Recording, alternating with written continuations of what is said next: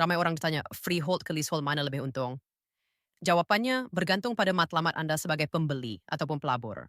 Freehold maksudnya anda pemilik kekal, tak ada tarikh luput. Dari sudut jangka panjang, freehold memang popular sebab nilai hartanah biasanya lebih stabil dan demand sentiasa ada. Tapi ramai tak sedar, leasehold pun sebenarnya boleh jadi sangat menguntungkan. Kenapa? Pertama, harga permulaan biasanya lebih rendah. Kedua, banyak lokasi leasehold sekarang berada di kawasan pembangunan besar, jadi potensi kenaikan nilai sangat tinggi.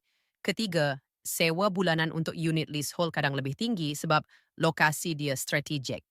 Isu leasehold biasanya pada baki tempoh pajakan. Kalau tinggal bawah 70 tahun, bank mungkin ketat sikit nak bagi loan. Tapi kalau projek baru atau baki panjang, ia tak ada masalah. Jadi mana lebih baik? Kalau nak simpan lama sebagai aset keluarga, pilih freehold. Kalau nak pelaburan cepat naik nilai dan ROI tinggi, pilih leasehold pun power.